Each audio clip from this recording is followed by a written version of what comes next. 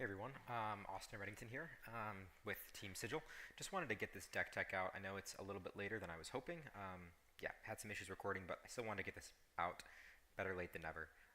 Best of luck to anyone competing at Pro Tour Yokohama. Wish you all the best of luck.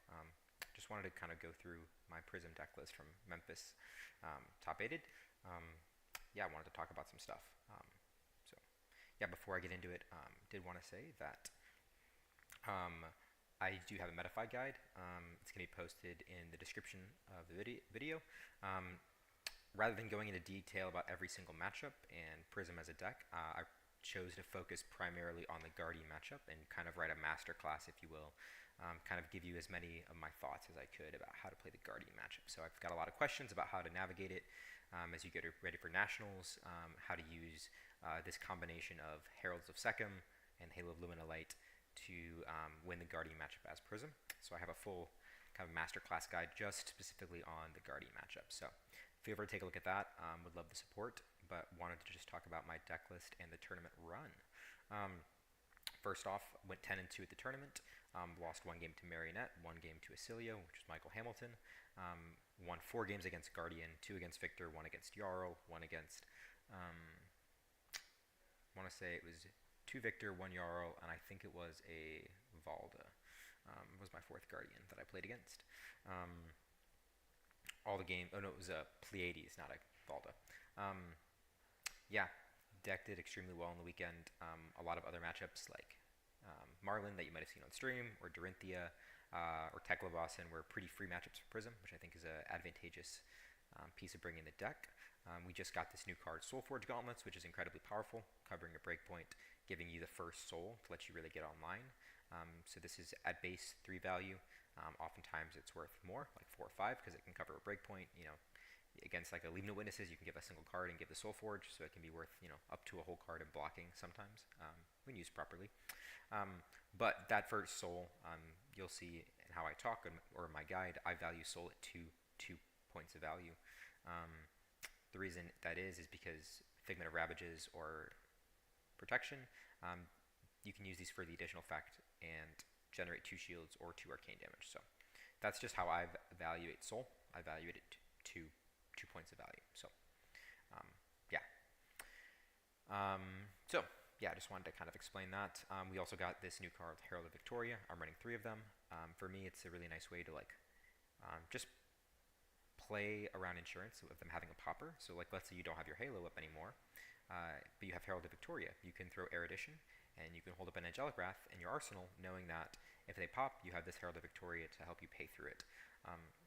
Oftentimes, Prism, you can take a safe line, or you can take a high value line, and the safe line involves sequencing your Heralds in such a way that if they have a popper, you can still play the whole hand, but that might not be the most value on the hand. And so Herald of Victoria actually lets you kind of thread the line a little bit more cleanly, where you can take an aggressive line, but still also be safe. So I just find it kind of smooths out those turns. It also has some niche uses. If they attack an angel with like a Leave No Witnesses, this is like a Fearless Confrontation. You can use it to protect your angel. So a lot of added benefits. It's great into Acilio on a combo turn. I played Michael Hamilton in the quarterfinals, and I used Herald of Victoria plus Halo of Triumph to -2 on his entire combo turn. It was a 7-card Acilio hand. I still died, but this took what would have been a 45 damage turn down to roughly a 25 damage turn that I almost survived. For 2 cards. So very powerful effect. Other than that, there's not a whole lot to talk about. I have these 2 anti-Acilio cards, Command and Conquer and Weakest Link. These are primarily there for the Acilio matchup. If you find them, you can put them in Arsenal. And this basically just says when your opponent tries to go off, they say no blocks. They look at you like, I'm going to kill you next turn. This is your way to make them interact. Very powerful cards, helps in that matchup a lot. My humble opinion, I've played a lot of Acilio. I do think it's a little bit unfavored unless you have some amount of tech. So for me, CNC and Weakest Link is what I play. You'll notice my main board is 59 cards. I do play this Command and Conquer into a lot of matchups as my 60th card. So I play 9 reds plus the CNC as my last card. So with out of the way, we'll kind of jump into the Guardian matchup, which I assume is why most of you guys are here. I won't go into all the detail, but the main idea of this strategy is to play Vestige with Library, auras, and these Herald of Sekhem. So the role of Herald of Sekhem is primarily to get those first couple figments into play. The most important figment is getting Figment of Erudition. The second most important figment is getting either Rebirth or Figment of War. Usually Rebirth, but sometimes War. And this is just a guaranteed way. You can attack, you put a yellow card into your soul, you get the arcane damage. It's pretty incidental. They may or may not pop this, it doesn't matter. You get the effect. That's what it's here in the deck for. It's also in the Guardian matchup, sometimes you literally just have to raw play Figments. That's how important it is to get them into the play. Before you combo, you want to get the free soul from your Soulforge Gauntlets. This does turn on Vestige, so you can use it to like play Genesis out on your opponent's turn after they attack you. Some neat things you can do there. But the core of the game plan is at some point in the game, you want to play an Arclight Sentinel, follow it up with a Merciful Retribution, and then when the Arclight Sentinel dies, it goes to your soul, it deals 1 arcane damage. You use that 1 arcane damage to trigger Halo of Luminolight, which says when this is destroyed, you may put a yellow aura from your banished zone into the arena. So the Arclight Sentinel creates the 1 arcane damage as it goes to soul. This creates a trigger. You then respond to this Halo of Luminolight trigger by activating Prism. This is why you need Figments in play, because if you don't have Figments in play, you have no way to get this Arclight Sentinel from your soul to your banished zone. So you respond on the stack with Prism, banishing Arclight Sentinel, flipping an Angel, and then resummoning the Arclight Sentinel into play. So then you're rolling into the next turn with a flipped Angel, ideally Soraya, a Merciful, and an ALS already in play. So on your next turn, simply you can just swing Soraya, draw 2 cards, play like a Genesis, play a Passing Mirage, pass the turn to your opponent, knowing that you already have an ALS in play. So now you have 3 auras and a Soraya. You can begin to play an Attendant, flip Rebirth, or flip Bellona, start putting counters, start throwing Heralds, start doing things, and start really flooding the board. And once you're able to get 5 or 6 auras or a couple flipped Angels, you can kind of run with the game. So yeah, that's kind of the deck tech. I go into a lot more detail on the Guardian matchup in the Metafy guide, which I will have in the description shortly after this video is posted. I'm still figuring it out.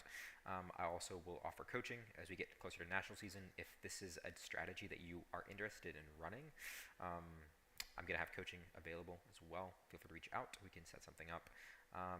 Other than that, it's a pretty standard Prism list. I didn't do anything crazy. I'm a big believer in just trying to be efficient. So most of the games I'm playing, I'm trying to play a 2-cost Herald, flip, swing an Angel, and throw a War Tune Herald. So I'm hoping to go Herald, Angel, Herald on most hands. My list is constructed in such a way, you can see 9, usually 10 reds, 34 yellows, 16 blues. That's the ideal curve. Doesn't always happen, but that's what we're striving to do. I am very aggressive with my Halo usage. I just try to go fast and aggressive, try to be proactive as best I can. And this deck is kind of built to do that. Notable exclusions, we are not playing Calming Gesture. I just value the Soulforge Gauntlets too much.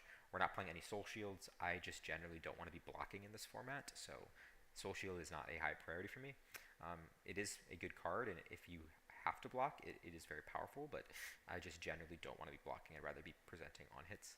We have these Heralds of Rebirth here for a little bit of an anti-fatigue package in case we run into something that wants to run us a little bit late. We have these just very nominal Heralds here that can be a little helpful. So yeah, I think that's all. That's the deck. I think Prism is an interesting spot. If you can master the Guardian matchup and you feel comfortable about it, I think it's a really strong bring. But I think you do need to feel good about your Guardian matchup to bring this deck, which is why I took the approach that I did. Because ultimately, what I found is running the original Halo, you just don't have enough gas to play through Clash of Bravado, to play through Midas Touch. There's just too many tech cards that Guardian has access to, and oftentimes you would just run out of gas into a well-practiced Guardian player. But this Halo of Luminolight is basically a free ALS or a free Merciful in the game, and that is this Halo is worth 3, sometimes 4 cards by itself.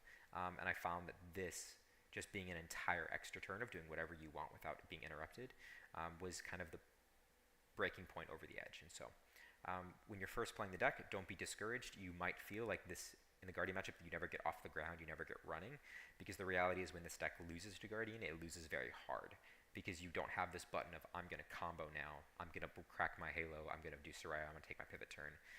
You don't get to do that with this deck, because you don't get to just rip your Halo and say, I'm going. You have to wait for the right hand to then pivot off of Attendant or off some of the other lines that I outlined. You have to wait for that right moment to pivot. But once you do make the pivot, it's so much more powerful because you have this free yellow aura. So That's all I have. Thanks so much for coming. If you have any questions, leave them in the comments. I'll do my best to respond. Otherwise, it's a pretty standard Prism list. Had a great run. Yeah, I look forward to playing her a little bit more, but I am looking ahead at the future. I'm looking at heroes like Ziggy, Dromai to come back. I've been playing Illusionist for a long time, and I don't plan on stopping anytime soon. So with that, best of luck to anyone in Yokohama. If you're playing Pro Tour, especially if you're playing Prism, best of luck to you. I was not able to send her off, but I hope that one of you can. So have a great day.